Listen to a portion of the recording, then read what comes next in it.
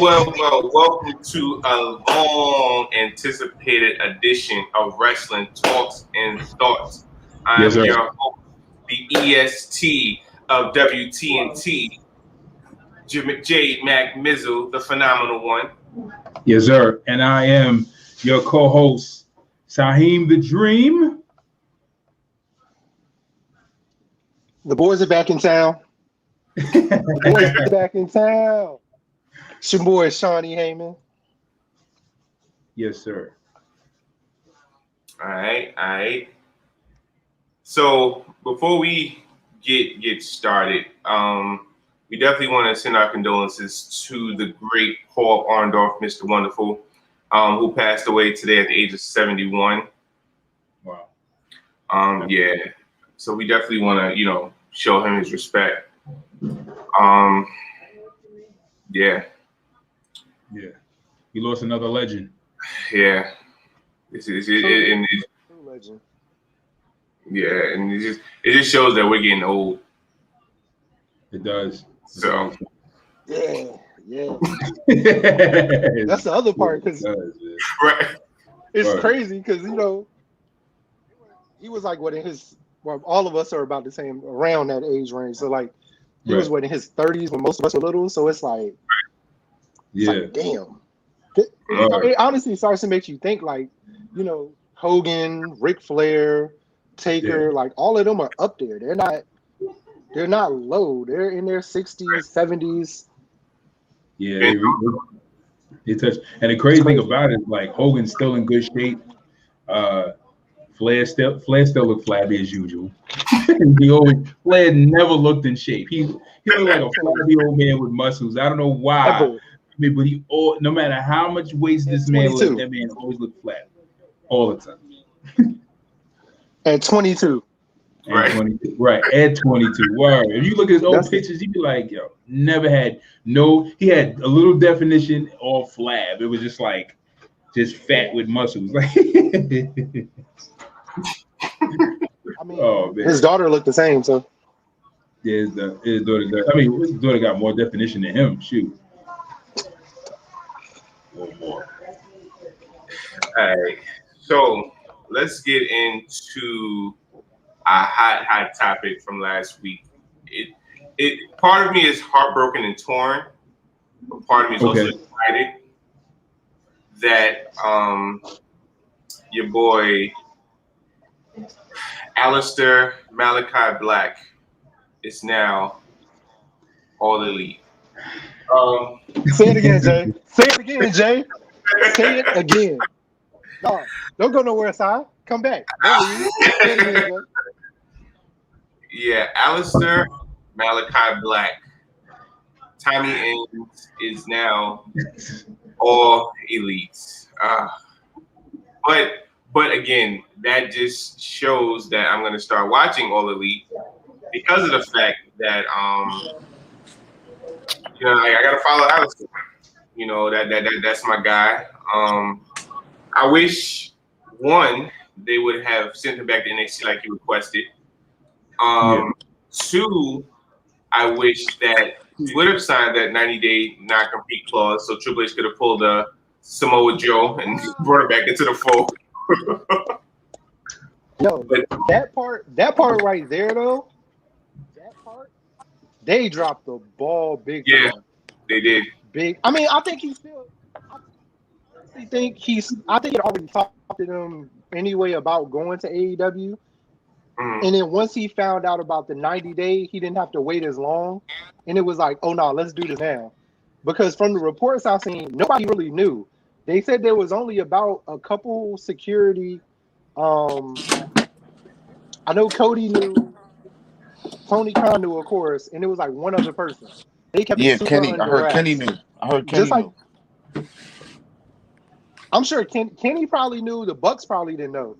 Because I don't think they brought everybody in on it.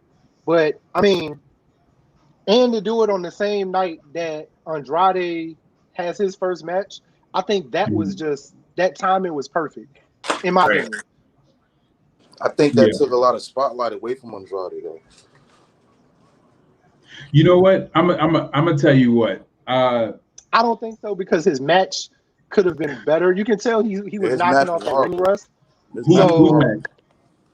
if he Andrade's, yeah, Okay. if you can tell he's been sitting for a very long time, and that like weight wise too, he put on a little weight, not bad weight, but you can just tell he put on a little, and he just has to knock that ring Didn't rust he have off. that match He's with gonna Del have to. Rio? He's really gonna have to wrestle more.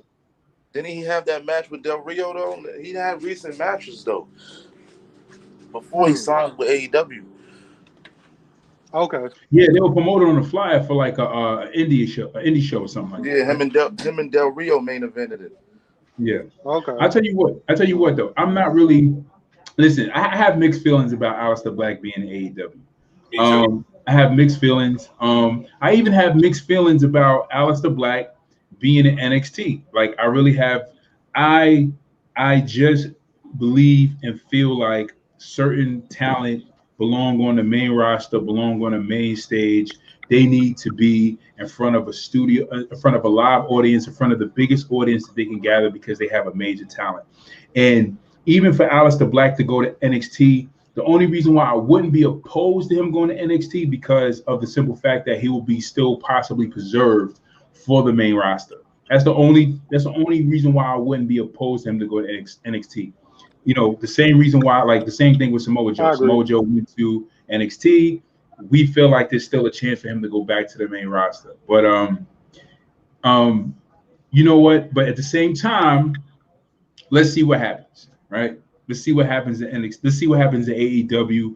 Let's see if AEW can really utilize this talent to its full potential, as they say that they're trying to do, and really push this company to be a legitimate competitor for WWE with the raw talent they have. Because I'm not opposed to them having some of WWE's neglected talent. I like to call them neglected talent because they were amazing talents. I won't say they leftovers. They're neglected talent. You know what I'm saying? Even down to the Black Friday releases. You know what I'm saying? But let's see what they do. Let's see how they really utilize Aleister, how they utilize Andrade. See what happens. I think with travel open, and I said this in our chat, with travel opening back up, they joined at the right time because now with travel opening back up, they're not stuck in Florida with no fans or minimal fans. Now they're traveling. They're back going in front of those bigger audiences, and having a talent like Andrade, having a talent like Aleister Black is going to only help them even more with what they already have. And I mean, that's just I think what hurts the WWE is letting go of so much talent. It's the opposite. They let go of so much talent, and now they're going back on the road. So it's like you don't have, they used to do house shows all over the country. At the same time, like on a Monday, they got a house show in 3 different cities, and they got Raw. Now, with less talent, they don't have that many house shows now with Raw. Or NXT was on the road while they still had an NXT show down in Florida. So, I mean, NXT probably could still do it because their roster is bigger. But I think the releases hurt them more than anybody now. Yeah. So now it's like, I think they're going to start picking from TNA roster, the Ring of Honor rosters. Those guys who New Japan contracts are coming up that they feel like, hey, we got an opportunity at WWE. Let's get them over here. NXT UK, a lot of their talent is going to be on the main roster coming up. I see coming. They still got Evolve that they use, so they're going to filter Evolve through NXT UK over to WWE. So, I mean, it's still a lot of possibilities for new talent. But the bad part about that is this, right? If they couldn't utilize Aleister Black, Samoa Joe, Andrade, if they couldn't utilize the great talent that they had in the first place, what makes us think that they're going to really utilize? Let me not say make us think, but it's almost like it's still like we're rolling the dice again, right? Like they're going to bring all these people from the UK and all these other, resourceful places to bring up this up and coming talent, and we have to really put our faith in whether Vince McMahon sees the vision behind his character or not. Like, we have to be like, all right, well, let's see if Vince McMahon gets this character. Let's see if he doesn't get this character. Like, and it's crazy. So it's like, because when Vince was like, "Oh, we need fresh faces on the roster," I was like, "Bro, you had fresh faces. You had some of that class of Kevin Owens, Andrade, Aleister Black, Velveteen, just like Finn those Balor. right. Buddy All Murphy. that Don't was forget about great Murphy, man. class People of sleep on talent. him. Hey man, He said, "What?" Buddy Murphy is the one that Buddy actually Murphy. makes me the Mhm. most maddest because Murphy has so much damn talent, bro. Like wherever Buddy Murphy decides to go, he's gonna be a star. He really is going to be a star wherever he goes. And I don't care whether it's Ring of Honor, TNA, whoever gets Buddy Murphy, they're getting a talent. I would love to see Murphy get another I shot love at to see him in NXT. New Japan, honestly. I would like to see him in NXT as a solo performer. He Yeah, was I there in could the definitely tag go team for that. before, but I would like to see him. So, and honestly, at this point, like, here's the scary part about what's going on right now. Back when WWE had their feud with WCW, you just had a wrestling fan in Eric Bischoff, who was also a promoter, but he was more so a fan. Well, Ted Turner was more of a fan with money. And they just threw ideas out there, and they were just like, all right, this worked, this doesn't. AEW has actual young minds, young creative minds, Yeah.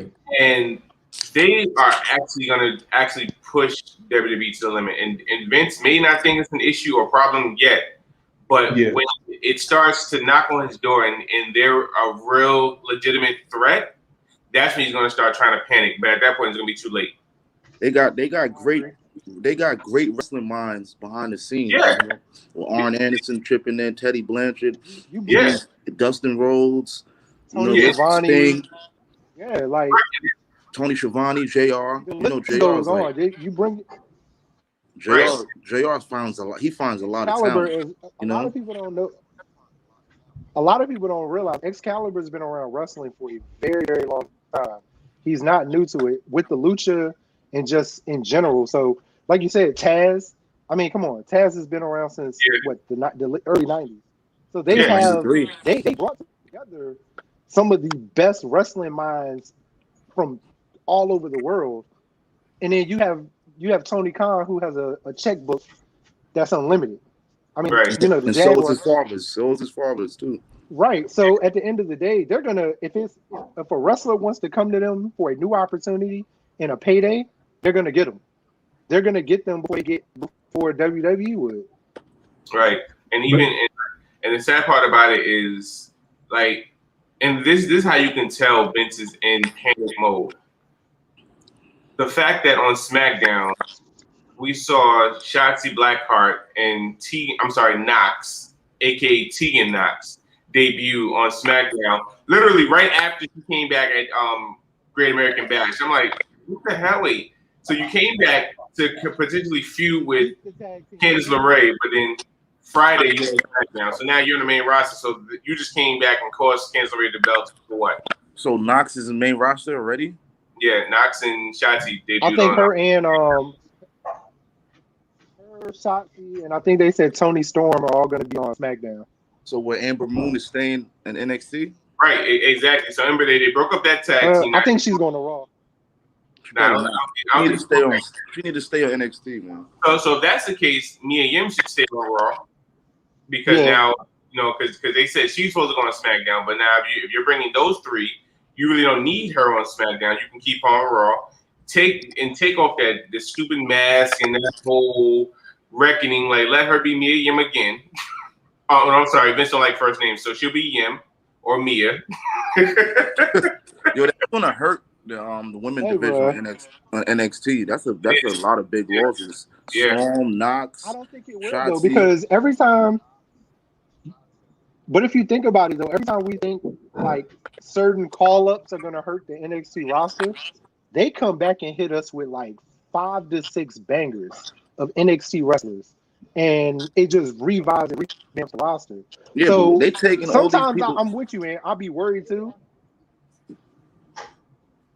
They taking all these people, but leaving Io Shirai. Like nobody's mentioning her, and she's the best wrestler on that roster.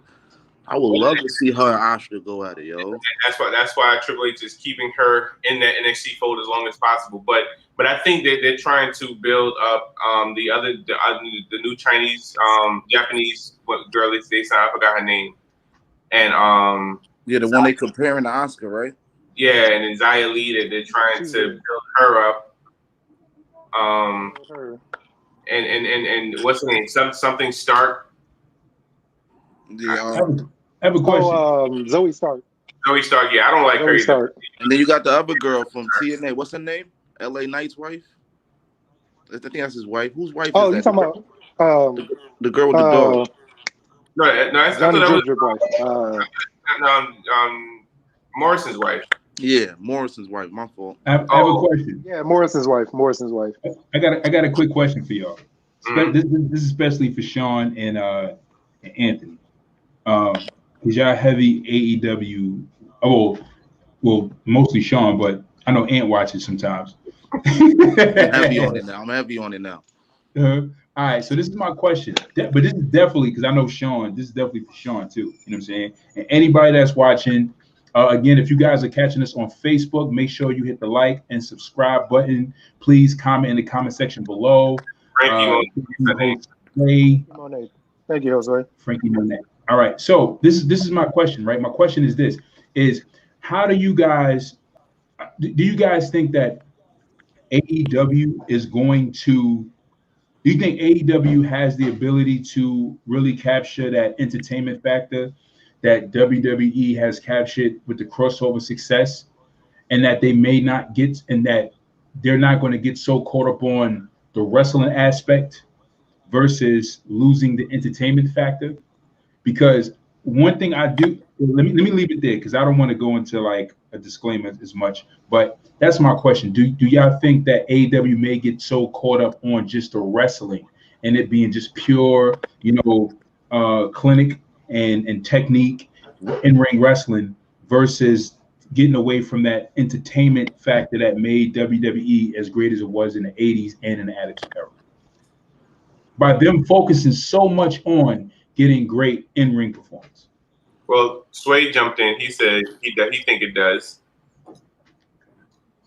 Sean, you go first. Sean.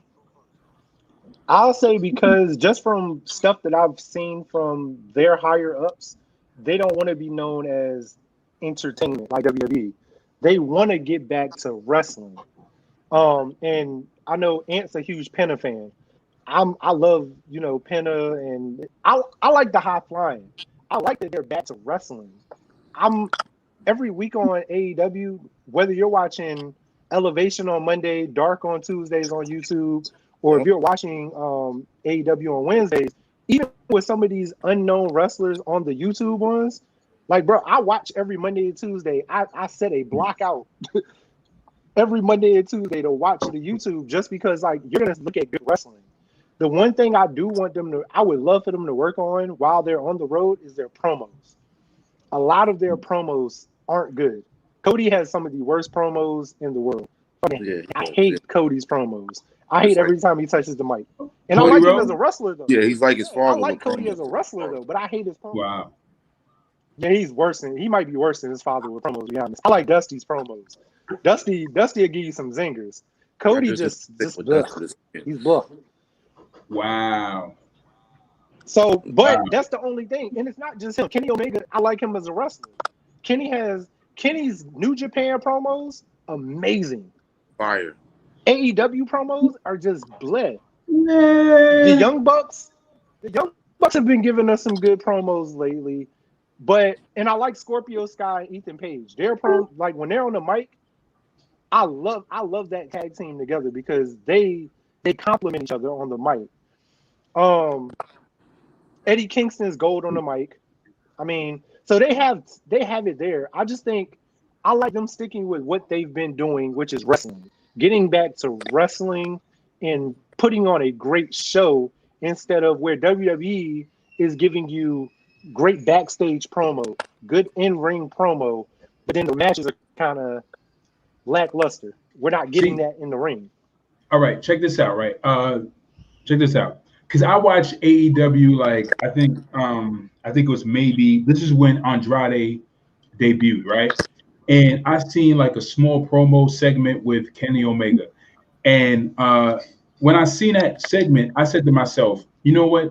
As a person who's trying to get into AEW, and this guy is your world champion, and this is the kind of promo I have to watch in order to be convinced to watch it, because again, your heavyweight champion is your main draw. If this is what I have to endure in order to watch it, I am not convinced.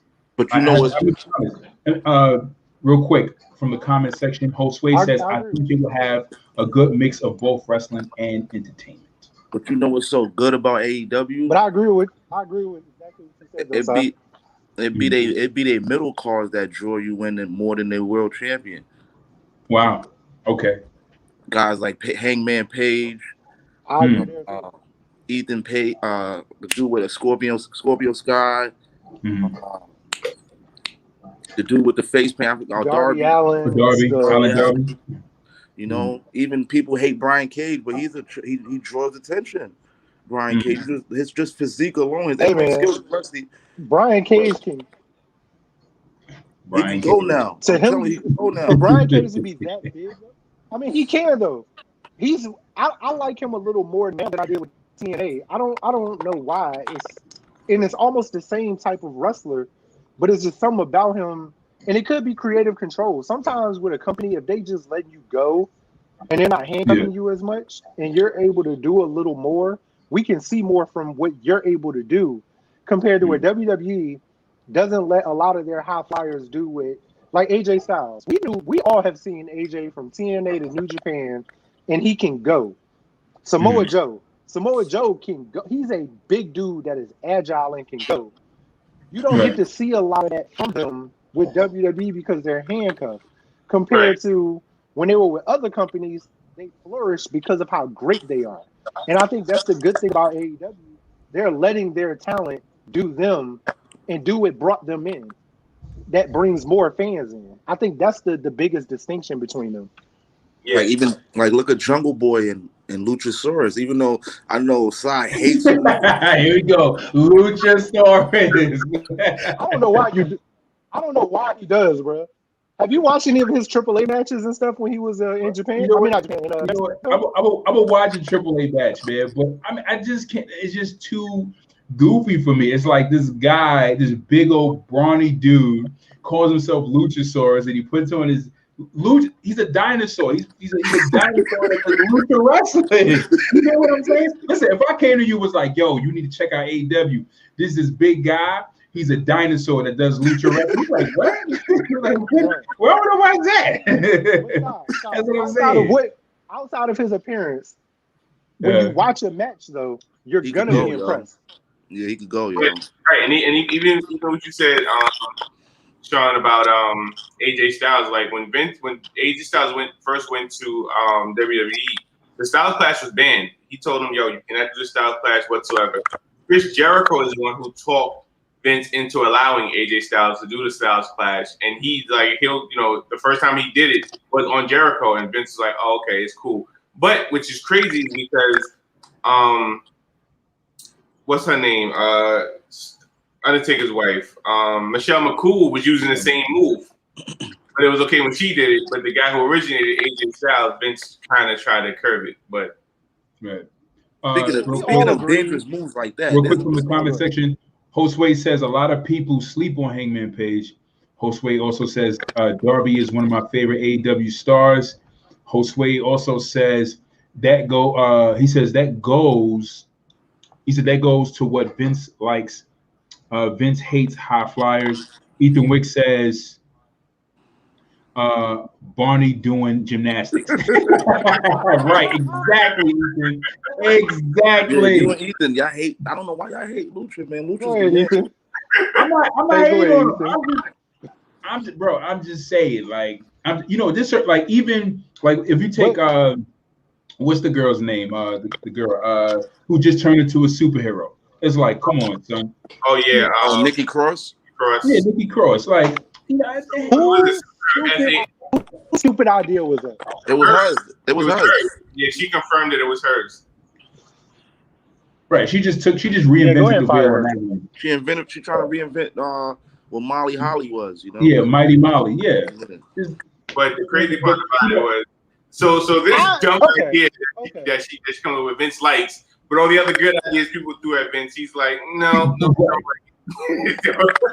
Like, yeah, I'm gonna come out. Yeah, I'm gonna come out to the ring with a leather jacket on, and yo, I'm gonna have a chain on. Nah, I don't like that. I don't like that. You know what? I'm gonna come out the ring with a dinosaur mask and call myself a trumpet jacket. I love it. You know, like, hey Vince, you know, let's have Jericho and Kevin Owens main event WrestleMania for the Universal Championship. No, that's a stupid idea. Who the hell would like that? Let's bring in Goldberg. Listen, Ethan, I never said he was better than Pentagon. I said a match with him and Pentagon would be a classic. Yo, Anthony, I seen a match with Kenny and Pentagon, the one you sent me. It was a dope match.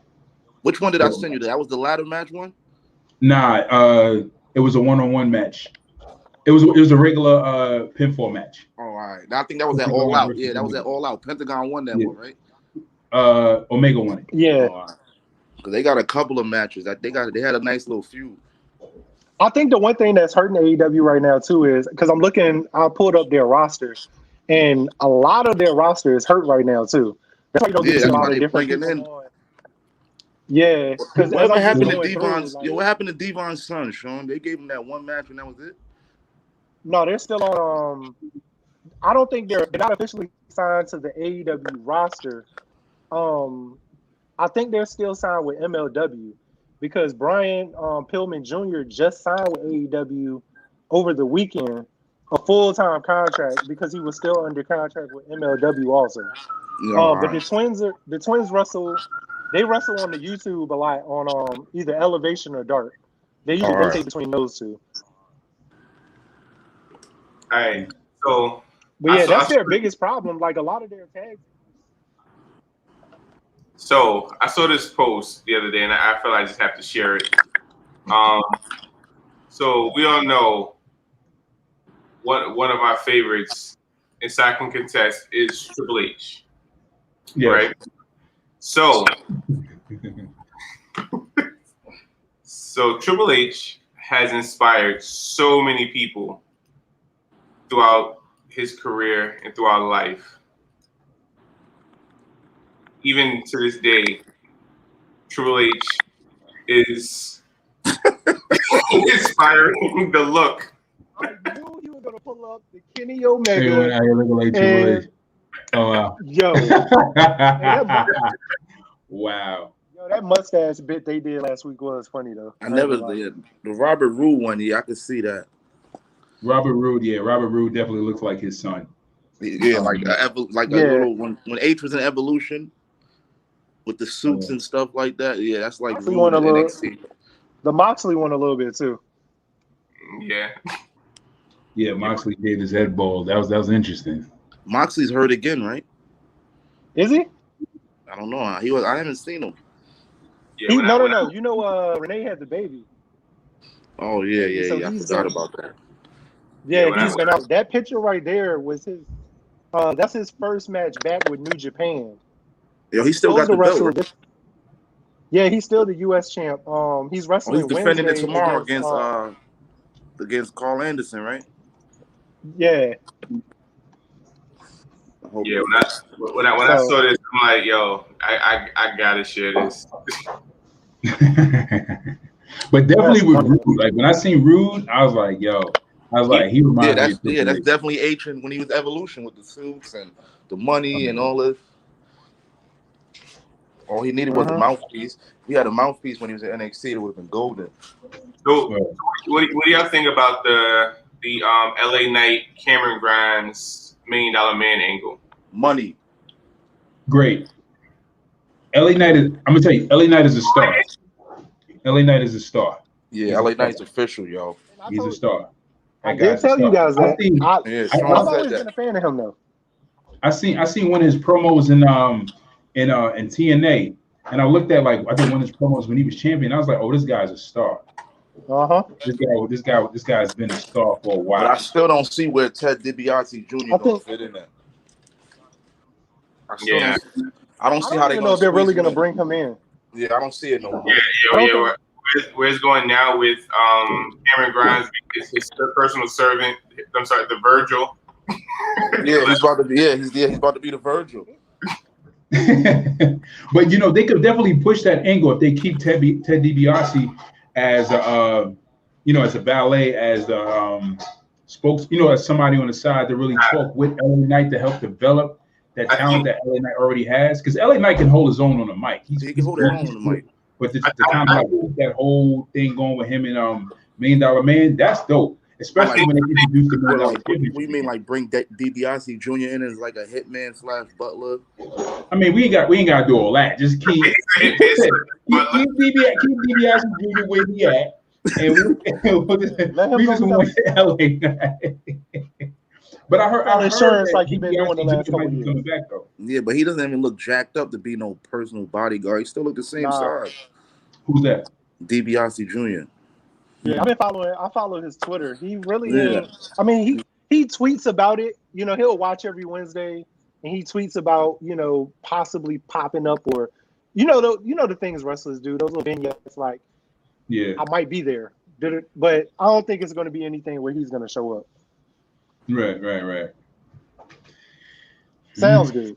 And if he does, I don't think he's going to be involved in that feud. Yeah, I don't see him wrestling. Yeah, I don't see him wrestling. It would be dope if they actually form like a Money Inc. too. You know what I'm saying? With that would be dope. Knight, LA Knight and his father, that would be dope. But he beat his father up, so yeah. But after he beat the brakes of, that was why I thought he was going to show up. You said what? After he beat the brakes of DiBiase, I don't think Ted wanted any parts. Yeah, that's what I thought he was going to pop up. I'm like, all right, it's good now. He beat his father, now his son pops up. Right. Maybe his son gets beat up too. Right. And then Cameron Grimes comes save the day. That's how I looked at it was going to happen. Cameron Grimes. So Cameron Grimes. I was about to ask you guys, what do you guys think about Cameron Grimes? Golden. He's what? Where he started from? Yeah, he started from NXT. I can actually watch him now, and and with his new theme song with Josiah Williams, you know what I'm saying? Like it's kind of upgraded. It's still got that little hillbilly country flavor to it, but it's kind of upgraded with a little hip hop. So I'm like, all right. Yeah, his entrance music all the way to his promos. Yeah.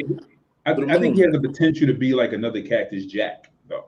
No. Cactus Jack? There will never be another Cactus Jack. I won't give him that much credit. I'm telling you, I think because he has the potential to have that whole, that silly side, but then if he made it gritty, maybe Dory it'd be a great transformation for him. But with maybe the same Dory kind Funk. He said Dory Funk. Yeah, something maybe. but something in those lines. Terry, Dory. Dory. I mean, I like his look though. Cameron can really wrestle, and I like his look. I like the country gimmick because it's him. It's where he's from. It's him. He didn't change anything about it. It might change if he ever gets to the main roster. You know how they do. But I actually like him. He grew, like Ann said, he grew on me from where he started to where he is now. When he started, I hated him. I thought the gimmick was stupid. Me too, yeah. But like I said, it grew on me. I like the hip hop, song. I thought it was good for like comic relief. I enjoyed it because of the humor behind it, but to like watch him all the time, it was like not all the time, but I could take him like a R-Truth, but not as talented. You think R-Truth is talented? Absolutely. Listen, man. He's talented on TikTok, but if you could do a spinning, what's that movie does? The spinning Rudy? What's that? The scissor kick. Yeah, when he clotheslines you and spins? Yeah, come on, that's talent. That takes talent. Man, outside of that, what does he have? I mean, let's be real. R-Truth has always been talented, bro. He was fire. He's always been fire. The TNA was fire. Nobody was there. But it showcased. It's one of them again. It showcased the talent that he had. Yeah. Regardless, it's just he went back to WWE and he let him home. Yeah. Right. So, what do y'all think tonight? And I'm sure he last that WWE is going to be in the Thunderdome. AEW went last week. Yeah, today is the last night that WWE will be in the Thunderdome. Starting Friday on SmackDown, they'll be in front of live fans. So it's still going to be horrible. I'm happy about it. I think it's going to be better. I think I'm it's going to happy, be but I'm better. sad. WrestleMania was late because people were there. I thought it was dope because people was there. It made it a lot better. They can have Hulk Hogan show up to the Thunderdome tonight. It will still be horrible. Yes, you know, like I said, the only thing that they're gonna miss being in the Thunderdome is the trickery in the computer and you know the camera magic, what they call it. As far as Alexa Bliss turning Super Saiyan, the whole Ricochet giving Morrison that crossbody over the barricade. Like we all know it's padding there, but then you know. You can't fake that with live fans. They're gonna be like, come on, bro. The main thing with me now is since all that's coming back, what are they gonna do with Alexa Bliss now? She gonna go back to normal? No, I mean, she's gonna have mystical. I mean, she'll have her mystical mind control powers, but anything else as far as the costume change, anything like that, she won't be doing. But she'll still have mind control, which is crazy. But outside of that, it's gonna be real interesting. But what I do like about it is it's going to put fire to it, because now fans, because he may not watch, he can block them out or whatever, and not want to pay attention. But if there's fans there and they're doing certain things and it's to his attention, he has to pay attention to it. If fans are really gonna let him know how they feel, so he's gonna be forced to either do something or be like, you know what, I was wrong. Let's do. Because honestly, I feel if we had live fans, a lot of those releases that we had wouldn't, Aleister Black wouldn't be in AEW, because his excuse was he wanted Aleister to win. Was it the U.S. title or Intercontinental title in front of live fans? That was his excuse. That was Vince's excuse, or that was Vince's excuse. So that's why they held the push with Aleister. But it's like now with live fans, like there's no more excuses. So and they're gonna tell the fans exactly how they feel. If they don't like Roman, they're gonna boo him. If you're trying to like shove Drew McIntyre down our throat, they're gonna be like, nope, they're gonna boo. And I think they're gonna boo him regardless when the fans come back. I believe so. It's over for Drew. Yeah, so he's got to go back to the Scottish Hitman, psychopath. Yeah, whatever it was. Yeah, that Scottish warrior is horrible. It's over. A lot of people's gonna get booed when they come back. I'm telling you right now. And see, I at first I was like the Money in the Bank lineup. The one thing. Not good. Not good, Sean. Oh no, I was just gonna say I wish they would have waited. I wish they would have waited to for the last Thunderdome to actually be SmackDown, so the first Raw would have been live. I think that would have been better than the first SmackDown being live. But I mean, SmackDown's money now, yo. You got Roman. Yeah, but and see, at first I was liking how they were going with Money in the Bank when Ricochet qualified, John Morrison qualified, Riddle. I'm like, okay, they're going in a whole new direction. Then you throw McIntyre in the mix. Then you throw Seth Rollins in the mix. And then you throw Kevin Owens. I'm like, oh, okay, here's your regulars. Right, here's your regulars. I'm telling you now. I like that mix though. That's a good mix of old and new talent though. It's a good mix of old and new talent though. I got a feeling Friday. It is a good mix. I got a feeling Friday the guy we don't want to see come back is gonna come back. Cena? Yeah. They said Cena is not returning. Well, yeah, live fans. They say he'll be here with live fans. It's not this fans, but he's got nothing. He's got nothing planned. I don't think this Friday. It may be next Friday because it'll be after Money in the Bank and after this. Money in the Bank is Sunday, right? Yeah, Money in the Bank is Sunday. Yeah. So after Roman beats Edge. Then Roman out there bragging like I beat her. I think after Lashley beats Kofi, he's gonna come on Raw and say, "Oh, he's gonna give the speech. There's nobody left to beat. I beat everybody." And then here comes Brock with the ponytail. with the ponytail.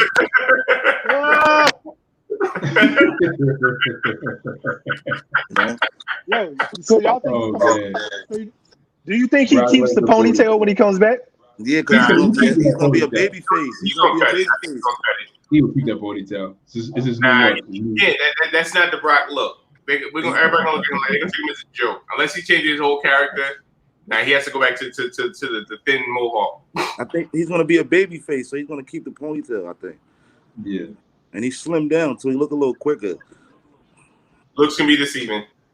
But I tell you what, like when whatchamacallit, when Drew McIntyre qualified for that ladder match, I was like, oh man, I think I stopped watching wrestling for like 2 weeks. As a matter of fact, I'm watching it right now just because we're talking about it. You know what I'm saying? Because I'm catching up a little bit. I know what's going on a little bit here and there, but like I watch it and then tune out. But when I seen Drew McIntyre, when I seen him qualify, I was like, all right, enough of this. There they go to shove him down our throats again. I thought he wasn't allowed to get another title shot. Right, but I said, think about it. If he wins the Money in the Bank, that's not a title opportunity. We don't want to get in trouble about this. It's not a title opportunity if he wins the Money in the Bank. That's just him getting challenging for a title. But he can also go to SmackDown and challenge Roman, which the rumors is that's probably what he's going to do to give Roman more competition. If you look at the SmackDown roster, there's nobody else Roman can actually face. We don't want to see him fight Otis. You know, he in the fourth. It could happen. Nobody. Otis looks like a mechanic now. Nobody wants to fight Otis. Yo, listen, he won. Vince allowed this guy to win Money in the Bank because he thought he was funny, and then he ended up. He beat the first I'm glad. Lose Money in the Bank. Ruined that. I'm glad they put the brakes on that plan. I'm like, yo, this is where we at now. Otis, Money in the Bank. Now, what would have been dope, which WWE should, since they did pull the trigger on that, what they should have done was everybody, because remember, the Money in the Bank, you can get in a title opportunity at any time. So what would have been smart was have him become the first superstar to cash in on the tag titles. Right. Yeah. Him and Tucker, and that would have been like, oh snap, that's great. That's what they should have went. That would have been dope. That would have been great. Right, because the WWE champion and the Universal champion, they're the only ones that's like, oh my God, Money in the Bank, we got to watch our back. The tag champs would be like, whatever. They never would think, and then again, they would have never seen it coming. Yep. I like that. I actually like that. It would have been an unselfish move at the same time because it's him and his partner, and he would have been thinking about the team as a collective. And of course, nobody takes Otis seriously as like a singles competitor, even though they're trying to make him serious and all this other foolishness that they're doing. Josue says Goldberg is going to come out instead of Brock Lesnar.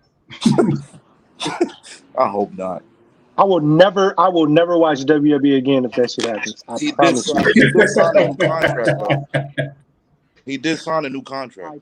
Yeah, he has two matches. You think you guys get tired of hearing about me talk about AEW now? Listen. All right, I'm gonna say this. I do want to see Goldberg go against at least Bobby Lashley or Roman Reigns. I think it should happen. Wow. I'm happy with the fact that Edge is now feuding with Roman because it's the perfect time right now. Like, you know what I'm saying? Like, I mean, come on. Y'all don't think it's the perfect time for Edge to feud with for Roman? I mean, even though we at the time when Edge came out and we didn't want to see Edge, Shawnee evident. I remember Sean's post from that time.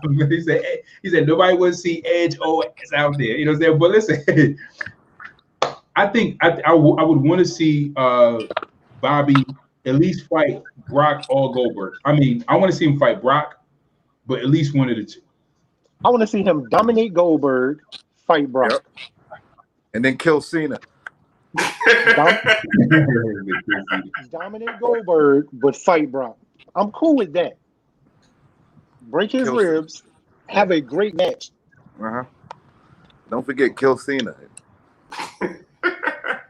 Cause I want Lashley to hold the belt until you know what? Survivor Series. I want him as to much as I hate Cena, I would. As much as I hate Cena, I'd rather see Cena come back before I see Goldberg. Yeah, they get killed. And I hate Cena, but I'd rather see Cena. Honestly, I don't have a huge problem with Cena. Like, I'm with Sean on this one. I would be okay with seeing Cena come back and actually compete. I won't be opposed to that. Because see, we know Goldberg don't have it. But Goldberg, even though Goldberg nor Cena was more wrestlers, at least Cena tried certain things. Goldberg was just, Hulk kill, Hulk smash. You know what I would like? You know what I would like for them to do when they bring Cena back? Don't throw him in the title mix right away. Yeah, they're going to renew an old feud like him and Seth Rollins all over again. Like, renew that feud first with him and Seth. Like, I would like them to renew that feud. That feud was personal when Seth broke his nose and all that. He said, "Cooking and watching wrestling." He won't. Josue says he won't kill Cena. That's Vince Golden Boy. He wants him to break Flair's record. And Ethan Wick, random. Cooking and watching wrestling is distracting. It is, Ethan. It is. But yeah, I got a question though. I'm not sure if you guys are going to touch on it before we're done today. Of course, we all know everything that's going on with Jimmy Uso, right? The DUIs, the drinking. Do you guys like how they kind of broke kayfabe a little bit? I actually do like it, but they did break it a little bit on Friday when they had that family moment, like really talking to him, like in front of the world in a sense. They didn't really talk to him, man. That was bogus. It could have been more real. I wanted to see tears. I agree. The question would no, I agree with that. Though. Listen, what I don't like is they're giving him, because of who he's related to, he's not getting no suspension, nothing. Let that have been Jeff Hardy or Dolph. Jeff Hardy probably get fired again. Let that have been him. It would have been over for Jeff Hardy. Not Jeff, because Jeff wrestled and still kept his job. The only reason nothing happened to him right now, I mean, he may get blackballed, or but the only reason there's nothing happened to him now is because he's part of that Roman Reigns storyline.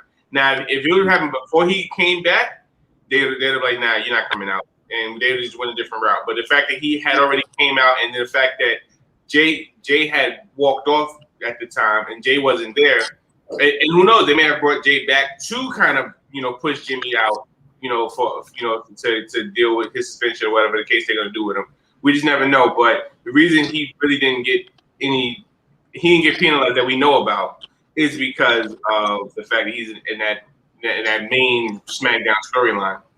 You know what I'm liking about that? I think they're gonna penalize him. It might not be something that's it might not be public knowledge as far as, but I think he is.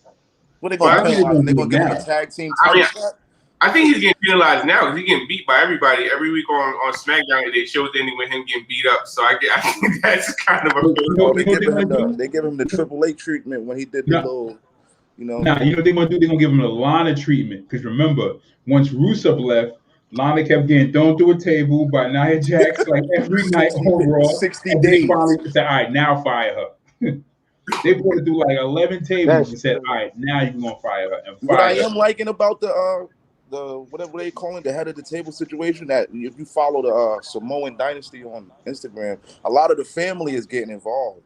Like, what, with Jimmy? Yeah, like with Roman, they like talking about they not liking the treatment that he's giving to Jay. And so they trying to make it more like more. Okay, it's about to get real personal. I like the sound of that. I'm just waiting. Rikishi's been quiet about it, but it's been other the Samoan legends that's been commenting about it. But what I think they're going to do with Jimmy is, I think what they're going to do is they're going to allow Jimmy to wrestle for like a few more months, and then they're going to give him his punishment, like his real punishment, whether they're going to put him on a sabbatical or whether they're going to decide whether they're going to fire him or not, or just allow him to keep wrestling. But certain wrestlers, but in my opinion, I mean, does he really need to be penalized for that? I mean, a DUI? Yeah, if you're going to do it to everybody else, why not him? It's right. No, but I'm just saying, it's a regular thing for him. Huh? I said it's not his first offense. It's something that He does this often. regularly. Yeah, no, but I'm just saying like a DUI period for any wrestler. Like, yeah, no, I'm just saying like I mean that had nothing to. Well, I mean I get it. Like you're driving under the influence, so you shouldn't do it. You're like sort of like a role model. You're a public figure. I get it, but yeah, all right, yeah, right. Well, like, I mean, people anything you got to remember with a DUI though. Is it what? Go ahead, Sean. I was gonna say you just got to remember with a DUI, anything can happen when you're. I mean, we all grown here. We all. I drink and drive. I'm not gonna lie. I don't promote it. But what I'm saying is, when that allegedly. Allegedly. But what I'm saying is like you just never know what'll happen when you're behind that wheel, and that's just how many times he's actually been caught. You don't know how many times that man, whatever go on with him and Naomi, he having drinks and he like, boom, I'm leaving, or something might be going on with him and his family outside of them two, and he's like, he goes to a bar, gets drunk, and drives off or something like that. It happens to a lot of wrestlers all the time. So it's like you have to be accountable for your actions when you're like you just said, he's still a public figure. We know Jimmy Uso from wrestling. We may not know him as his personal, but you got to remember, you got kids that look up to them, teenagers, some adults who fanboy behind them. But, you know, they're a public, it's just like being in the NBA, the NFL. There's action. I mean, there's consequences behind every action that you have when you're in that light. So some type of punishment has to happen, whether we know about it out front or behind the scenes. They're going to do something, whether it's just a hefty fine. He may not wrestle, actually, even though he might be on TV. He might not actually have a match for months, which will hurt Jay more than anything. But I think they might fine him. I think they're going to hit him with a fine because I see them giving him the tag title soon. So I think they might just hit him with a fine. But I hope he don't get fired. That's my hope. That's my fear. My fear is that he does not get fired. No, they're not going to fire him. They're not going to fire him because that head of the table shit is. Oh, excuse my language. The head of the table is gold. They're on fire right now. So yeah, it's golden. Y'all know I don't like Roman, but and with the family getting involved, that whole thing is gold. With the family getting involved, I see. You know, a lot of their families, New Japan too, and a lot of Rikishi's other son contract is about to end up in New Japan. The younger brother or the older? Is he older than Jimmy and Jay, or is he younger? I don't know because they're very quiet about him, but you could look at him and tell. AEW for like a smidge. Yeah, you could look at him and tell that's Rikishi's son. You know, so yeah, he looks like his brothers. Yeah. No. All right, let's get to these. So Jay sent me some whatchamacallit, some tweets or some interesting messages that I'd like to share with you guys while we're still live. One definitely was very funny.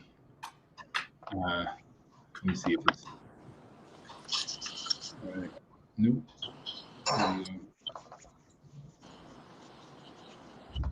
So here's the message. You guys may not be able to see it. I'm looking at my Facebook feed, and you guys won't be able to see it because the text is so small. But this is what it says. I'm gonna read the headline. It says, King Corbin responds to fan who said WWE should have fired him instead.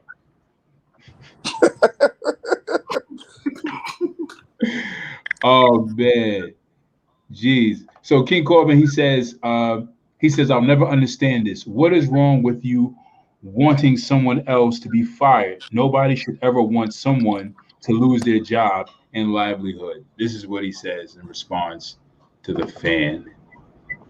Do you guys feel like King Corbin should have been fired? Yep.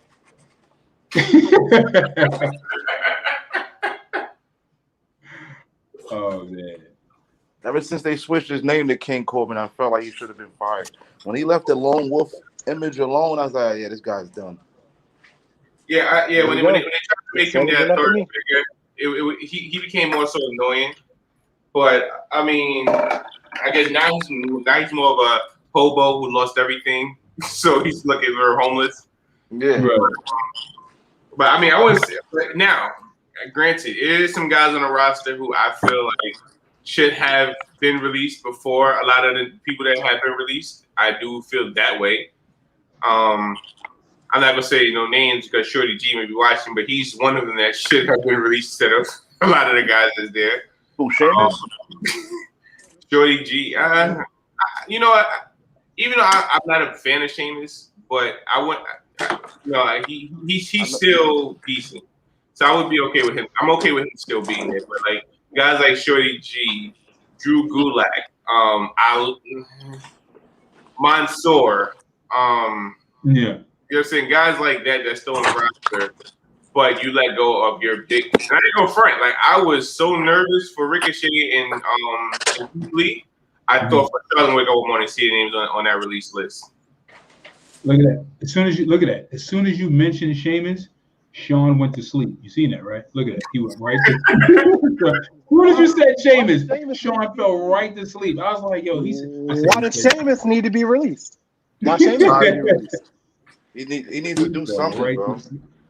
Sean was like, I'm tired of stupid. I'm tired of stupid overalls and that damn hat. Hey. If Sheamus gotta go, you already know who's coming with him. he said what? If Sheamus is gone, who's coming with him? You. Dolph. Nah. That's who. Yeah, Sheamus go, he going by himself. Ain't nobody go with no Sheamus. Yeah, nobody's going with with that guy. Dolph is staying Take Dolph man. with him.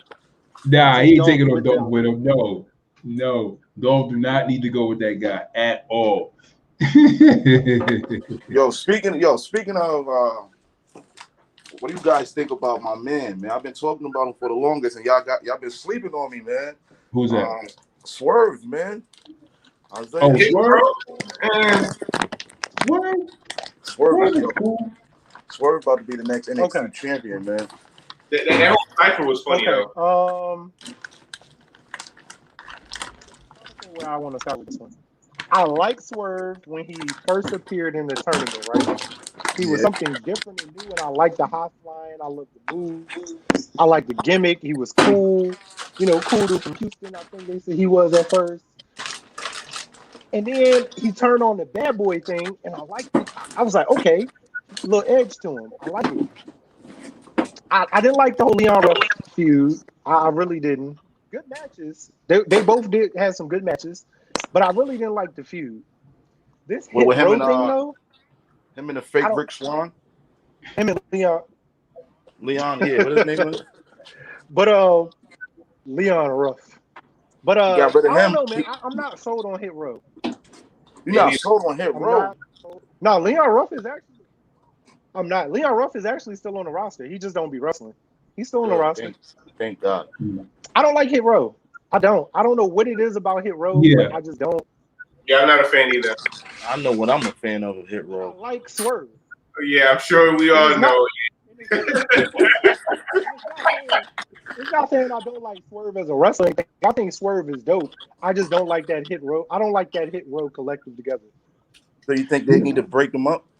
You know. My thing about that whole thing is that, like, when I watch Isaiah Swerve's character, this is the thing that kind of, like, I understood like what they were doing with his character, but I didn't kind of like was that as far as I've seen him prior to him joining prior to him forming that faction, like, he was losing his matches. So then all of a sudden he forms his faction and he wins the North American title, which I thought was a good Swerve. But at the same time, I never really got to see him really overcome an obstacle. I mean, Swerve, for better, no pun intended, but, but I'm just saying, but it was a Swerve. It was like, all right, he gets a faction, boom, he wins the North American title. He's losing all his matches. All of a sudden, he gets a faction, he wins it. I thought that was interesting because it just showed how much of a good protagonist he would be. Antagonist he would be. But at the same time, I never really got to see him in his like own glory, like really win a match. So I guess that's the thing that never really helped me connect with. I do want to see them feud with Phantasmo. What is it? Phantasmo. El Phantasmo. I actually like that. I like that trio with Joaquin Wild, and all of that. I think that'll be a good feud for them. That 3-on-3. I do like that. I think the Hit Squad versus that'll be dope. That'll help all of them. The Hit Squad versus the three guys that look alike. What's their names? El Gato del Fantasma. Yeah, I forget their name. The worst cruiserweight champion ever. He was cool. I thought he was cool. I thought he had really? What? I thought he had a good angle, man. I thought that was pretty dope. I was mad. You like title off him. I don't like Kushida as cruiserweight champion, but I wouldn't say Kushida. That's the crazy thing. I just don't like him as cruiserweight champion. Yeah, right. Exactly. Who? So Kushida. Oh, Kushida. Yeah, Kushida. He's alright. He's cool. He's cool. I like him. He alright. He's doing good promos. So now I'm gonna say get that title. Roger Strong's going after the cruiserweight championship now. Say it again, Jay. Are we saying Roger Strong is going to go after the cruiserweight championship? Like he's going to take a back seat? I'm saying take a step back, I should say. Yeah, right. After the Undisputed Era thing, now he's like a cruiserweight. Like when did he his new faction? What is up? What's up with it's his called faction? I haven't really paid attention to them. The Diamond, something Diamond. Diamond Mine. Oh, because they got the. I think he got a couple of guys from NXT UK. I think. He got it's one guy from it's some Chinese guy. I forgot his name, and I thought that was Tyler. I forgot the other guy's name, but they other ones were NXT before. I think it's good for him. Roger Strong is now wrestling for the cruiserweight title. Yeah, Jay is lost. Yeah, Si, yeah. He says that's what I said. Wow. Yeah. Former North American champion, numerous tag team champion, almost became NXT champion. Oh, cruiserweight champion will look good on you. Right, backwards. Let's go back. Wow. That's like putting the TV title on Seth Rollins. Like, oh, we're gonna make you television champion. No, I mean, they did the United States title. 24/7 champion. Yeah, I'm sorry about that. You know. Right. Hideo Tyler Russ. That's his name. Tyler Russ. Yeah, I think he was NXT. I think he was in UK. Tyler Russ. I think so. And Hideo Suzuki. And that name sounds familiar too. I don't know why. Hideo Suzuki. That sounds like. And of course, we know Malcolm Bivens as the mouthpiece. I don't know why he's the manager. Like. Yeah, So he's okay on the mic. A little annoying, but he came out of nowhere. Like. All right, so we also got to touch base on one of the biggest stories that came out of this week. Bayley being injured and being out 9 months. That's a long time, bro. I don't care. Nobody cares. But it's crazy. Nobody cares. What's crazy about it, though? So what's ironic and crazy about it is due to this new rigorous training that Vince wants everybody to go through. Vince wants everybody to go through? Yeah, Vince wants all his superstars to go through this training, and Bayley actually got hurt doing this training to train for Money in the Bank. Is this the same training that Keith Lee supposedly went to because Vince thought he was a little rusty? And this is the new training that he's requiring all superstars, Raw, SmackDown, and NXT to go through, which is crazy because now you take out one of your golden girls in your eyes. Now you kind of, and then it's crazy because I was talking to the guy at my job the other day when Bayley first got hurt, and I'm like, and as we're looking down the SmackDown roster, I'm like, ain't nobody there. Who could Bianca really fight? Because I'm sure they're trying to save Sasha for SummerSlam. That's kind of obvious. So you don't want to bring her back early.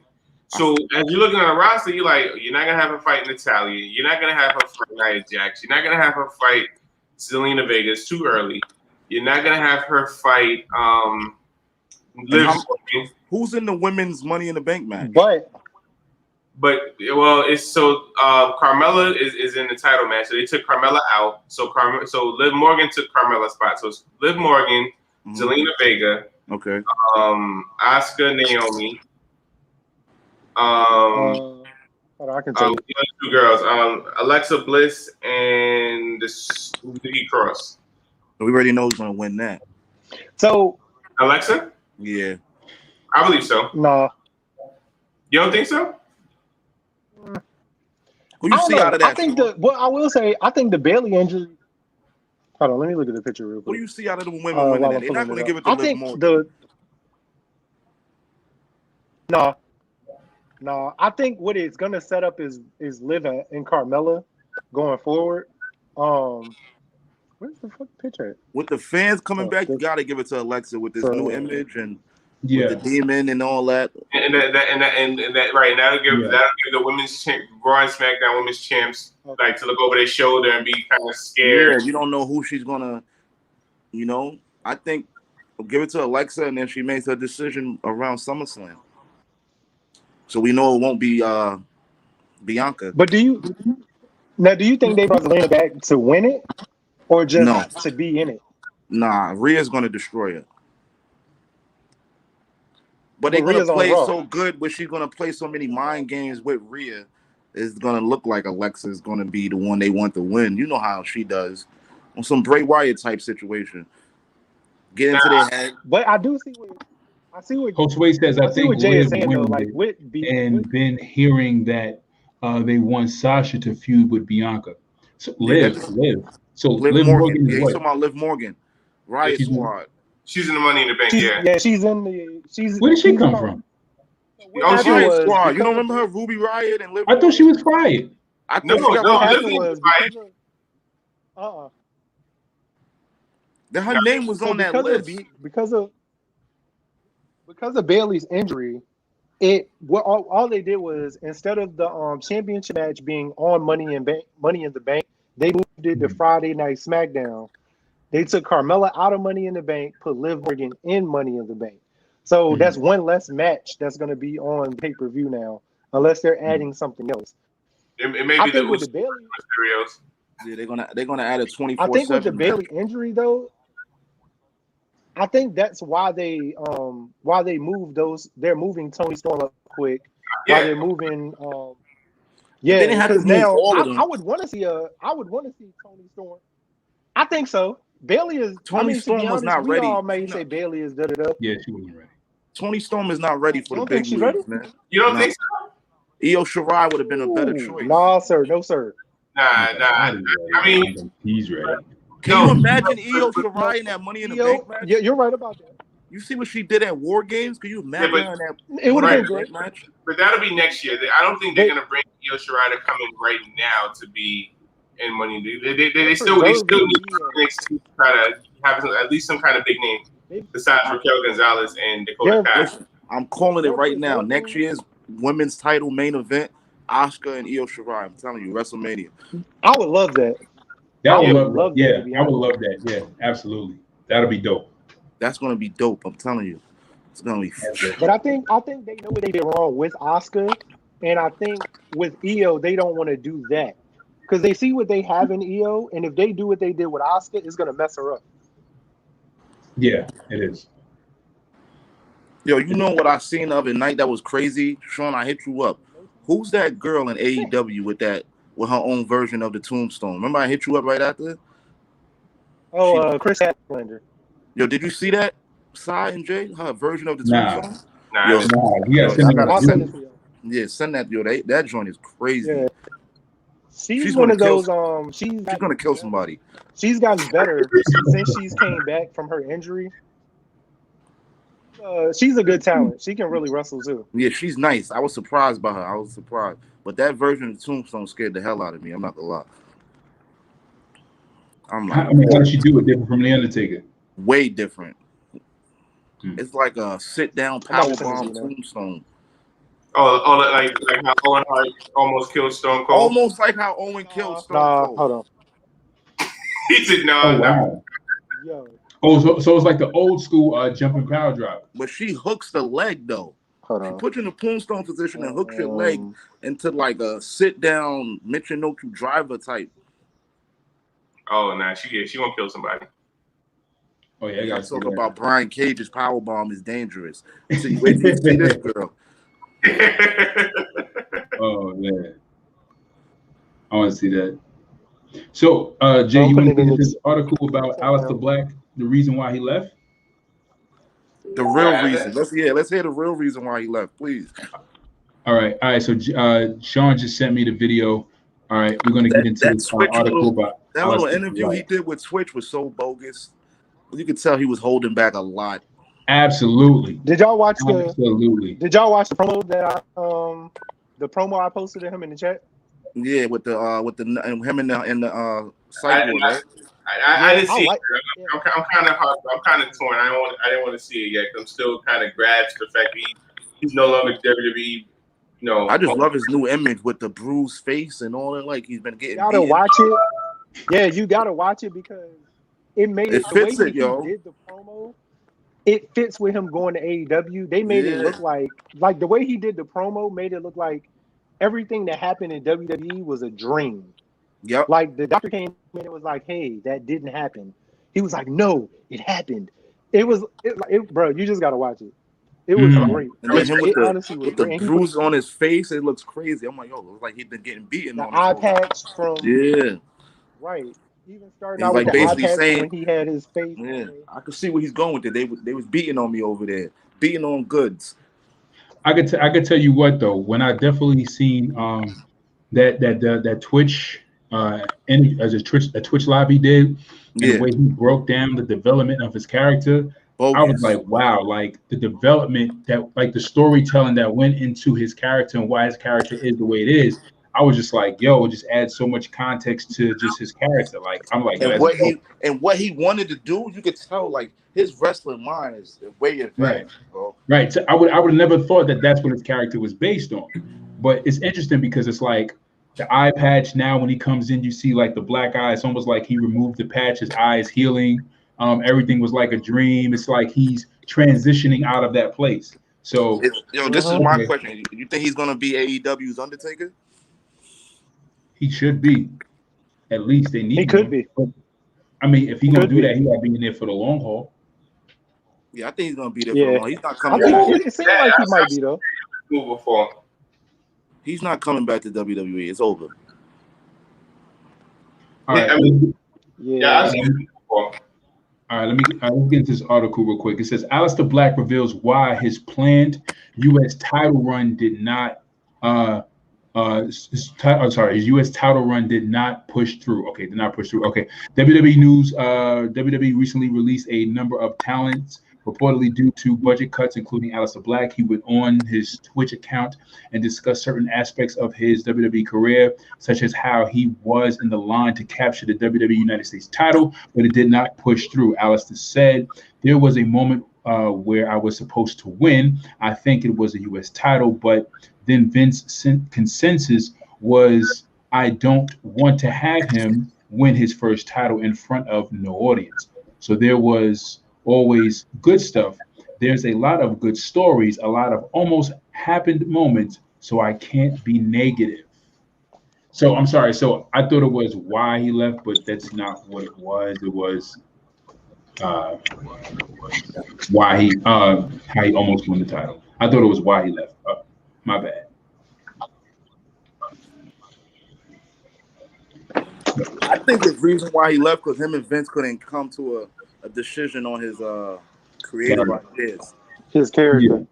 Yeah, his character. I think it had a lot to do with Vince. Hunter probably was like, yo, let's run with it. And Vince, Vince, no. Like, no. Let's put him in a chicken costume. Yeah, I think I agree. Like, I think that's what it was. It has a lot to do with. I think it had a lot to do with what he wanted to do. He wanted a lot of creative control. That's what it looked like to me. He had this idea of his new image. It came with it on SmackDown, and Vince was probably like, you know what? Nah, this is way too dark. But it was money. They could have run, man. I would have loved to see Black and Seth Rollins go at it, man. Yeah. No, absolutely. I would have loved to see a feud between those two. They didn't feud? That would have been great. I don't think, Sean, Black and Rollins never went at it, right? They were supposed to with their whole Mysterio angle, but with the eye. When Mysterio that's how the eye thing happened. Yeah, but they didn't really That's like how the in like that. They just threw. It was more so the Mysterio's feud, and they threw Alistair in to be a savior. But and even Alistair was saying he didn't understand why they had him in that whole angle. A waste of TV time. Waste. Mysterio's new eye looks great too. I wonder how much they paid for it. Yo, I promise you, that was like the worst 2 months of freaking feuding time and TV time that was wasted, yo. I even looked at an article. Even Seth Rollins said himself that feud lasted way too long. That's him being nice and saying that was horrible. Like that was him just being nice with his words instead of saying, "Oh, that feud was horrible," or "Man, it should have never happened." Oh, it just lasted way too long. He caught himself. He remembered he was still on the contract. Yeah, right. Yeah, exactly. Right. But yeah, no, but Anthony, what you said before. Messed up so many wrestlers. You said what? What'd you say, John? I was saying that feud messed up so many wrestlers. Right. It did. It took away so much time, and then you could have had so many like better feuds happening, or like you could have had an Alistair and Seth feud going on, which would have been dope, and you didn't have it. Yeah, because you had Humberto Carrillo, who nobody cares about, flying across, trying to really be like a superhero with his cape. Like looking like Dominic's uncle coming down trying to save the day. Yeah, Los Matadors. He's the third member of Los Matadors. That was him. Yeah, man. It's like Humberto. Like, oh god. I mean, but that whole time they could have been building Black. Yeah. Right. You understand what I'm saying? How long that feud lasted? Like 5 months? It felt like it was years. It felt like. Well, I mean, I think it was like at least 2 months. 4 or 5. It was longer than Roman and Kevin Owens, man. I want to say at least 6 months, at least. It was longer than Owens and Owens. It felt that long because you got to think about it. Dominic had his pay-per-view debut. Seth and Ray had a couple, matches prior, and then they brought Buddy Murphy involved. Yeah, and Buddy Murphy, and then they start going back and forth. So then they all jumped. They took Dominic to Kendo Stick Heaven. It was just so it was a lot of stuff. I'm sure that feud was like 6 months. It had to be. Yeah. But it was too long. Way too long. And that whole time they could have been building Black, and no telling where Black would have probably been now. He probably would have still been in the company. Right. I'm telling you. But it's crazy stuff like that makes me sit back and say, you know what? There's got to be some kind of hater backstage, or just Vince being crazy and stupid to make us think that there is a hater. Was a great Vince McMahon. feud. Yeah, but it's just like, bro, like when you look back at the time span, that time could have been spent on building Aleister Black and building so many other characters, but then you chose this stupid feud, an eye for an eye feud, and all this other foolishness with Buddy Murphy getting involved with Mysterio's daughter. I mean, just like what? So here's 2 points I want to touch base on. The first thing I want to touch base on is who, when you bring these names to either Vince or whoever to say, all right, we gotta release some people. Here's the name, here's the list of guys we need to release. Who gives that okay? Because I think it's Brother Love. Because his real name, Brother Love, he got a lot of control. Because anybody with common sense would look at that list and be like, nope. Because Bruce, I don't see Bruce. Right. I don't see Bruce Pritchard letting Aleister Black. No. What about Michael Hayes? No. He's a lot smarter than people think he is. What about Michael Hayes? Michael a little crazy, so he might. I think Bruce. I can see PS doing it. Yeah, Bruce Pritchard has a lot to do with that, bro, because he has pull. He's like, I think he's got the same job JR had, right? No, he definitely has pull. But at the end of the day, if Vince is like, hey, if Vince don't see it, and, I mean, let's be real, WWE is not gonna get better. It's not. We know this. It's not until Vince is gone. And I'm not saying dead. I don't wish dead on anybody. but away from the company until Triple H, Shane, and Steph have 100% control. Yes. As long as Vince has a pinky on anything, that company he's in his own way. He's his father. Because and I think it's gotten so happened bad with his dad. The exact same thing happened with his dad before he took over. And when he took over was when Hogan came in and everything started going like that. So he's his own father. I think it's gotten so bad. With his father. I think it's gotten so bad that Shane McMahon has disappeared once again. Like, like you know what? I don't want no parts in this. Stephanie too. No, Look, she's doing so much stuff outside of the business. She's not even thinking about the women's division anymore. I think that's why they brought in the old girl back, Sonya Deville. So y'all don't see them. You just don't see them on camera, but they're still backstage. Yeah, I know they're still backstage, but I don't think they got the. I don't think they're paying. I don't think they put in their full because they could play your dad. Listen, Dad, we need to talk. Like, yeah, because and one thing about WWE. Of course he's not, but one thing that I think that WWE is missing, as wrestling fans, we love that element of surprise. And as of late, AEW has been giving us that surprise, like, oh snap, this, you know what I'm saying? We don't have, I don't see another big name like that going to WWE to give us that. Oh, since AJ Styles, oh my God, AJ, outside of Samoa Joe, but you know what I'm saying. But other than that, like, there's no surprise, And you look at it, right? The night Malachi appeared on AEW, if you remember in the first match, the lights went off and people thought it was, what happened? The lights went off. And then when the lights went off again, everybody thought it was the same thing. That's why when he popped up, he didn't really get a pop like that. Everybody was just like in total shock, like, whoa. It was fire. It was fire. But it worked because of the weather. Because my dad had just drove back down to Florida that day before. So I don't know if y'all really knew, but it was a hurricane, a really bad hurricane. Yeah, Elsa, that was coming. Yeah, because we getting hit with it now. Yeah, that's why they moved Dynamite to Miami because of that. So it could be indoors. Yeah. Because at Dailies, it's outside. Yeah. So when the lights first, me as a fan, knowing the weather part, I'm not thinking anything else other than I know it's a storm down there. So I'm thinking that's part of the storm. I'm not gonna lie. I thought it was Braun. I thought it was Braun. I'm not gonna lie. I wanted it to be Braun. But when that second light went out and Alistair appeared, it all made sense. Oh, you lost Sean, but it all made sense though. Oh, Sean got disconnected because nobody was expecting that. The first lights went out. It was like, oh, what's going on? I'm like, oh yes, it's Braun. It's got to be Braun. You're gonna hear a train or something. It's gonna be Braun. Oh, okay. Right.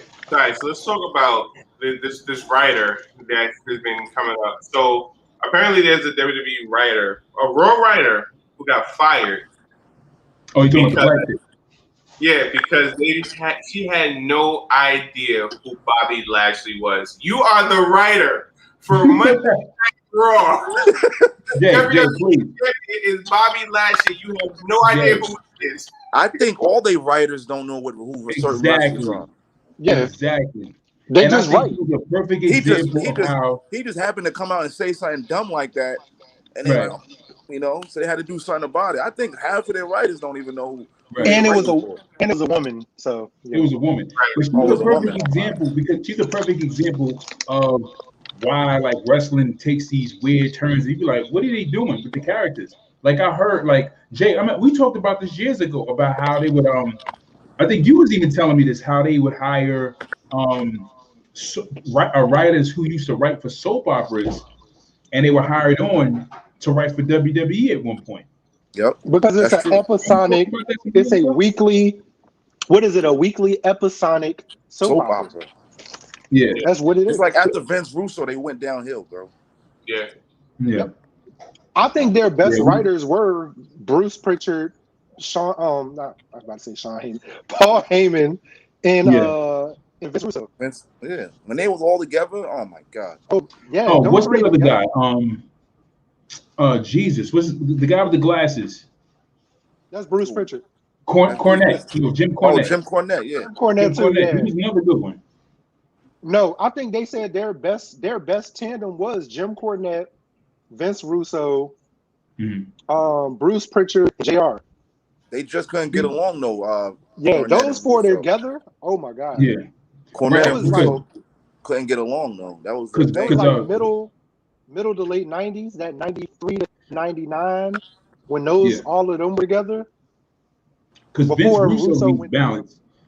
Vince Russo needs to work with somebody that's going to be like, all right, that's a good idea, but don't do that.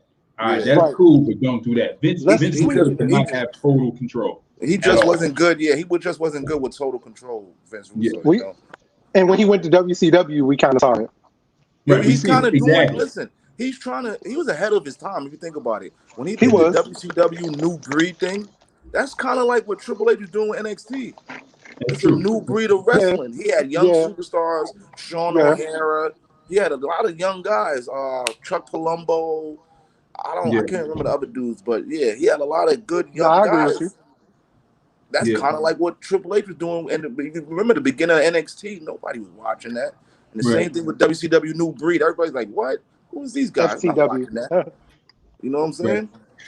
No, it was definitely a good idea. It was just at the time how they, I think it was because they never. It was like it was a great idea because even when they started doing the whole New Breed thing, I started watching it a little bit more in WCW. But it was like how they were like developing it. Like you want the newer talent to eventually, you got to have some kind of key focus, like at least center like somebody that's new and up and coming with the title, fighting somebody that's considered part of, the already established talent. Yeah, they didn't want to work with the new guys. That's Nash, that's Hall, that's your man Hogan, Jeff Jarrett, Steiner. They didn't want to give the new guys a shot. They just think, yo, man, the egos, man, you know who we are. I'm not. All right, but hold on a second. This is the thing about Hogan. And Hogan's defense. This thing about Hogan. Hogan does not have a problem dropping the title to new up-and-coming talent. No, hold on a second. Wait a second. The Booker T situation, man. It has to make sense. Hogan, every time Hogan dropped the title to a person, think about who he dropped the title to. He dropped it to Warrior. He dropped it to Goldberg. He dropped it to Undertaker. He dropped it to who else? The Sting. Right. Exactly. He dropped it to who else? Up and coming talent. Undertaker twice, actually. Undertaker twice, right? But they were all big guys except for Sting. Sergeant Slaughter too, right? Oh, that's it. Nah, he won it from Sergeant. All right. No, he beat Sergeant for it. Okay. Right. He won it. Right. He won it from Sergeant. Right. But when he was in WCW, he only lost it to 3 guys. If you think about it. Well, no, he lost the title to Big Show, Luger, to Luger, right? But these were all big guys. Like Hogan is a big dude. Like that's like Goldberg losing to freaking Dolph Ziggler. Like why would he? You know what I'm saying? Like I'm here for that. Huh? I'm here for that Goldberg. Nah, see that's what I'm saying. You can't have that, man. You got Goldberg. You got Brock Lesnar going around decimating John Cena, who's supposed to be one of the most dominant forces on the roster. Yeah. And then out of nowhere, you got somebody like Buddy Murphy who just come out of nowhere and just beats him, and you're just like, what? I'm here for that. It's just like it's just like when Mankind beat Hunter. Be who? When Mankind beat The Rock. I'm sorry, on Raw. For the title. When he beat Rock for the title. Right. That was believable, but that's different because he's a established star. Like I'm saying, like you have people so was Booker T. But you got to have somebody that makes sense to lose to a big star. Like it has to make sense as far as at that time there was nobody else on the roster for him to lose to. Booker T was the best thing smoking on that roster. And that's what I was going to ask. At that time, was he before he got the actual title, when he did finally win it, when he was fighting, when he could have took it from Hogan, was he, like Sa said, was he at that point? Yeah. Where it was was he at that point, Booker T? Was he at that point that you felt he could really carry WCW at that time? Yes. He was like a 7-time TV champion. No, and Sting wasn't around. Sting was hiatus. Right. Flair was being Flair, getting drunk somewhere. Right. Luger was too busy shooting Liz up with dope. Listen, it was nobody left. Steiner was too busy on roids, posing in the mirror.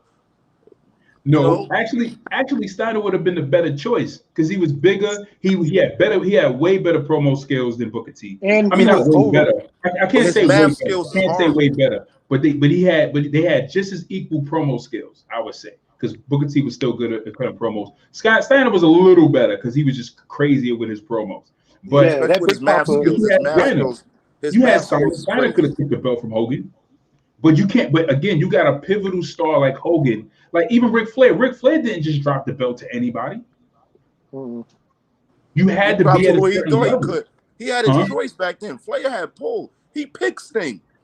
Exactly, but that's my point. My point is this: is that Sting was the perfect person, but they were perfect for the future. Okay, besides Luger was, I think Luger was a good choice, but Luger wasn't the best choice, but he was a good choice. You know what I'm saying? He didn't have as much as charisma as Sting. He didn't have as much as charisma as Booker T or freaking Scott Steiner. He just had a look about him and he had an appeal about him. But as far as the overall package, I don't think Luger was as good as Booker T or Scott Steiner, in my opinion, at all. When Scott Steiner stopped using the Frankensteiner and all them that's when I lost it with him.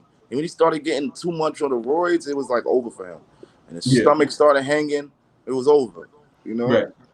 Right. But my point is like you got a big superstar, like you got a big superstar like a Hogan, like a Austin, like was Benoit still on the WCW roster then? Yeah. Around what time? When Booker T he was. Yeah. He that would have been a good choice. What would you have been your thoughts if Benoit would have took it off Hogan? I would have been okay with that. I would have been okay with it. Yeah, I would have been good with it. You know why? Because Benoit at that time, Benoit was a better talent than Booker T was. As far as the crowd, as far as carrying the company, at that time, Benoit was bigger and better than. He was the last champ, right? Wasn't he the last WCW champion? Booker T was. To me, I think Booker T and Benoit were like equal, in my opinion. Yeah. Because I feel like Booker T is one of the best in-ring performers ever. Like he never gets much credit. You know what? You're right. At the end of WCW, to me, those two and Eddie Guerrero, they were up there. That's why WWE. Didn't he have like a best out of 5 with Benoit? Like, did he have a series something? Or was that him and Perry Saturn? I think that was him and Saturn. It might have been him and Saturn. Hey, bro. Or Eddie and Saturn. Nah, Booker T. I know he had a best out of 5 for the TV title. It was going back and forth. Mm-hmm. You know who it was against. People don't give Perry Saturn his flowers the way they should have. Oh yeah, Saturn was a great talent, yo. Saturn was probably part of one of the best tag teams that's never been mentioned ever. Oh yeah, him and Cronus, the Eliminators, man. Yeah, and that finisher was the best finish at the time. The ECW, that was the best finish I've seen in my life. Man. That's like Dean Malenko. A lot of people that cruiserweight division in WCW had to be the best division in wrestling till today. Yeah, like better than a lot of the heavyweight division. Like they had so much talent, bro. And then you had guys with charisma. You had La Parka doing the little strutting with the chair. That was my. You know what's crazy though? La Parka and Penta. That's who Penta reminds me of so much. Yeah, that's what I was about to ask you. They related. They might be somewhere down I know, but that's exactly who he reminds me of. Like his swagger, his clothing, everything is La Parka like. Yeah. I didn't even realize that. Hell, Juventud Guerrero was probably one of my favorite cruiserweights, top 5. You had Juventud, you had Psychosis, amazing. You had Psychosis, Ultimo Dragon. Even when Jericho had the belt, it was lit. When he was doing the 1,001 holds. Oh yeah, man, the 1,000 armbar.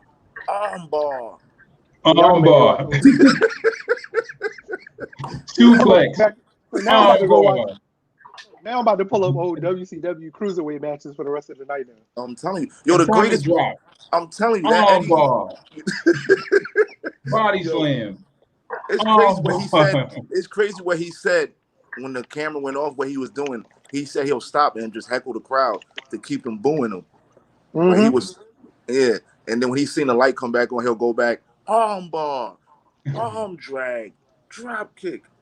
Jericho's another one, man. Like, yeah. We might think he's still wrestling a little bit too long into, you know, his age, but Jericho's mind is amazing. And they said, I seen an interview recently with Tony Khan, and he said out of everybody he signed since AEW started, Jericho is number one on that list, above the Young Bucks, above Kennedy. Yeah, he was the first signee, right?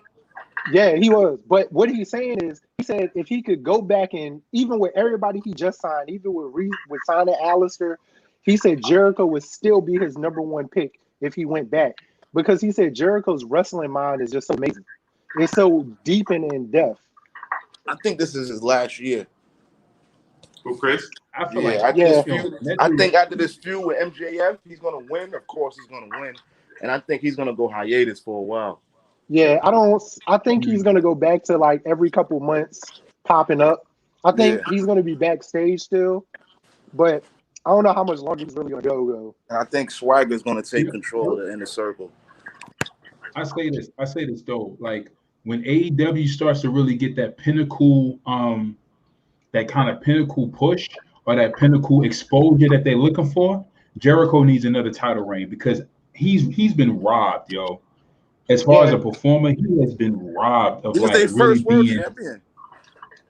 But he got. I know he was, but he did but get it. No, with but the I'm saying like as far as his careers, like his overall career, like as far as like him supposedly having that match between him and Kevin Owens for the Universal title at that WrestleMania, that should have happened. How he should have got a real decent, a lot of things in world WCW title run in WWE. A lot of things in WCW with him should have happened. The feud with Goldberg. I'm gonna tell y'all how he should go out though. And Ant watches just as much as I do. I love MJF as a heel. I like him more, MJF. Oh yeah. Honestly, for MJF to get the title, I don't know if Jericho is even hurt, because again, with his wrestling mind, that's who should beat Jericho for the title is MJF, like a passing of the torch in a sense. But that goes to my point to say that AEW has great wrestling minds, because even that the face-to-face that Jericho and MJF had, MJF was like, yo, you got to fight 5 competitors before you even, if you can last that, then I may give you another shot. Like that's stuff that WWE is missing, because that's great. Right. Minds that's like, the fans want to see. That's different. That's unique. Because Jericho always get, because I think Hell in a Cell was Hell in a Cell was Jericho's idea. Elimination Chamber. Elimination Chamber. Yeah, Elimination Chamber was Jericho's idea. Money in the Bank was Jericho's idea. So no. Money in the Bank was Jericho's idea. Elimination Chamber was Triple H's idea. Oh, it was. All right. Okay, so the fact that you have to fight, because now MJF put himself on this pedestal like, yo, you want to fight me so bad, but you got to earn it. So you got to fight. You got to go through 5 different matches in order to even consider. And if you can do that, then you can fight me. Like that's some top notch.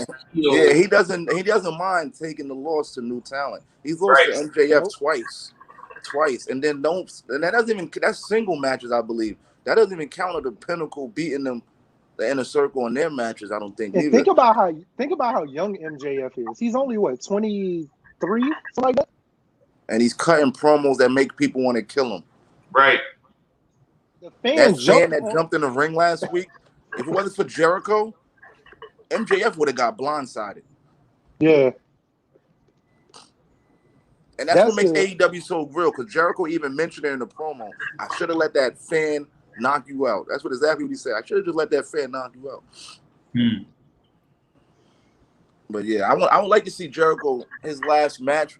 I don't want it to be against MJF. I would like to see him because the match that him and Omega had in the Tokyo Dome, I would just love to see them. Oh my God! One more time, just go. That was a great match. That was a great match. All right, fellas. All right, it's about that time. Time for us to hit the road. Ladies and gentlemen, we thank you for joining us for another edition of Wrestling Talks and Thoughts. I'm here with your host Jermaine. J Mac Main. Ooh, the phenomenal one. Hey, J Mac Main. J Mac Main. Anthony Cobbs. Cesaro and your section, boy. baby. Your boy the boys Sean. are back in town. The boys are back in town. Here we go. All right, Sean Keys. Thank you guys for joining us. Again, if you guys are catching this on Facebook Live, please give us a like. Please give us a comment. Give us a share. If you're catching us on YouTube, give us a comment. Drop a comment in the comment section below. Give us a thumbs up. Give us a like. And drop a comment in the comment section below. And please don't forget to hit that subscribe button and the notification bell so the next time we go live, and you will get notified when we go live and when we are live. Again, we're signing off. Saheem the Dream. The phenomenal J Mac Main. Shawnee Heyman. Cesaro section. And we will see you guys later. Peace.